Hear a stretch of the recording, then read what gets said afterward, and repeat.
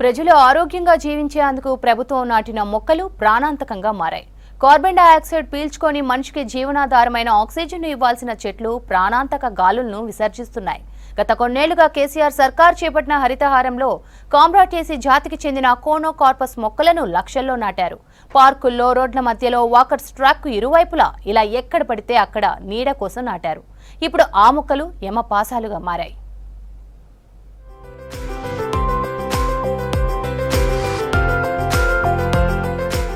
ప్రభుత్వం నాటిన కోనోకార్పస్ మొక్కలు ప్రాణాంతకరంగా మారాయి. స్వయాన అధికారులే హరితహారం సుందరీకరణ పేరుతో ఖమ్మం నగరంలో వాటిని నాటి పెంచారు.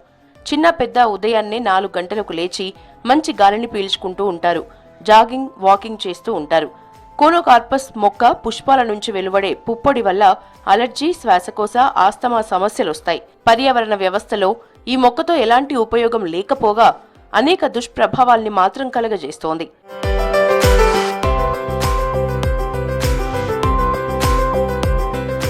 కోనోకార్పస్ మొక్కలు తొలగించాలని స్థానికులు డిమాండ్ చేస్తున్నారు. తక్కువ సమయంలో ఎక్కువ ఎత్తులో పెరిగే కోనోకార్పస్ మొక్కల్ని గతంలో అందం కోసం విదేశాల్లో పెంచేవారు. వీటి వల్ల జరిగే నష్టం తెలుసుకుని నిషేధించారు. 80 మీటర్ల లోతు వరకు వీటి పేర్లు వ్యాపించి భూగర్భ జలాల్ని పీల్చి పడేస్తాయని నిపుణులు చెబుతున్నారు. జీవకోటికి ప్రాణహాని తలపెట్టే కోనోకార్పస్ మొక్కలను వేర్ల నుంచి తొలగించి పర్యావరణ హితం కోసం ప్రభుత్వం నిషేధించాలని పర్యావరణ ప్రేమికులు కోరుతున్నారు. ఈ చెట్లు చాలా ఆరోగ్యానికి నిమిత్తం చాలా ఇబ్బందికరం. రకరకాల జబ్బులు వస్తున్నాయి ఏరియస్ వల్ల, ఈ వాతావరణం వల్ల. స్టేట్ వేడికి కూడా రాష్ట్ర ప్రభుత్వం వీటిని తొలగిస్తూ ఉంది. కాబట్టి ఇమ్మీడియట్లుగా ఈ ఎక్కడైతే ఉన్నాయో ఈ చెట్లు దరిదాపుగా ప్రజలకి నష్టం చేసే విధంగా ఉన్నాయి. కాబట్టి ఇమ్మీడియట్లుగా వీటిని తొలగించాలని మా అందరం కోరుతా ఉన్నాం, వాకర్స్ అందరం కూడా. శంఖు రూపంలో పచ్చగా ఆకర్షణీయంగా కనిపించే కోనోకార్పస్ రహదారుల వెంబడి డివైడర్స్ లో ఎక్కువ కనిపిస్తూ ఉంటాయి. నగరాల్లో పచ్చదనాన్ని పెంచేందుకు వివిధ దేశాలు గుబురుగా పెరిగే ఈ చెట్లను ఆదరించాయి. భారత్, పాకిస్తాన్, అరబ్, మధ్యప్రాచ్య దేశాల్లో ఈ మొక్కల్ని రహదారులు, గార్డెనింగ్, కమ్యూనిటీ, అవెన్యూ ప్లాంటేషన్లలో భాగంగా విస్తృతంగా పెంచారు. ఆ తర్వాత ఆయా ప్రభుత్వాలు తమ నిర్ణయంపై వెనక్కి తగ్గాయి. కోనోకార్పస్ పర్యావరణ, ఆరోగ్య సమస్యలకు కారణమవుతోందని వృక్ష పర్యావరణ నిపుణులు ఆందోళన వ్యక్తం చేస్తున్నారు. ఈ కారణంగా కోనోకార్పస్ మొక్కల పట్ల వ్యతిరేకత ప్రారంభమైంది. వాటి పొల్యూషన్ వలన అనారోగ్య సమస్యలు వస్తున్నాయి. కాబట్టి దాని కన్సర్న్డ్ అథారిటీస్ స్పందించి ఈ పార్కులలో ఉన్నటువంటి ఈ చెట్లని మరియు బయట ఉన్న చెట్లని, కొన్ని ఈ చెడు గాలి ఇచ్చే చెట్లని తీసేస్తారని కోరుతూ, శ్వాసకోశ సమస్యల వాళ్ళు ఆ చెట్టు కిందకి పోయినప్పుడు బాగా ఇబ్బంది పడుతున్నారు.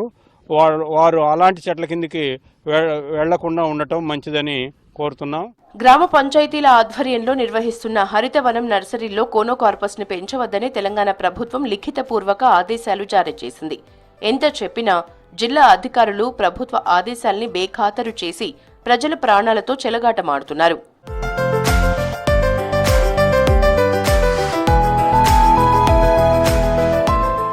కోనోకార్పస్ ఉత్తర అమెరికాలోని ఫ్లోరిడా సముద్ర తీర ప్రాంతంలో పెరిగే మాంగ్రోవ్ జాతి మొక్క.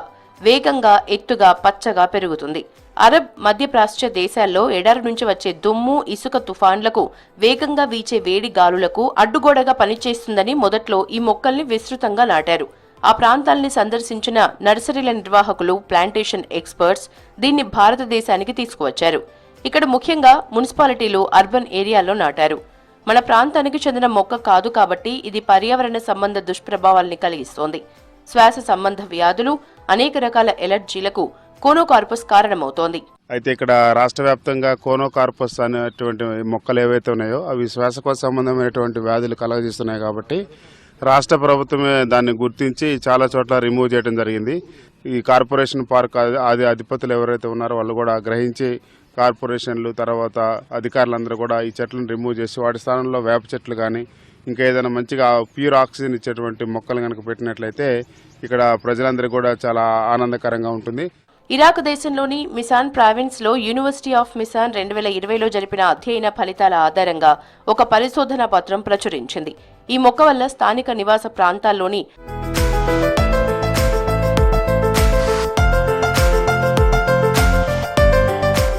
వాటర్ పైప్ లైన్, డ్రైనేజీలకు నష్టం వాటిల్లినట్లు అందులో పేర్కొన్నారు. వీటిని నిర్మాణాలకు దూరంగా పెంచాలని ఈ పరిశోధనలు చెప్తున్నాయి.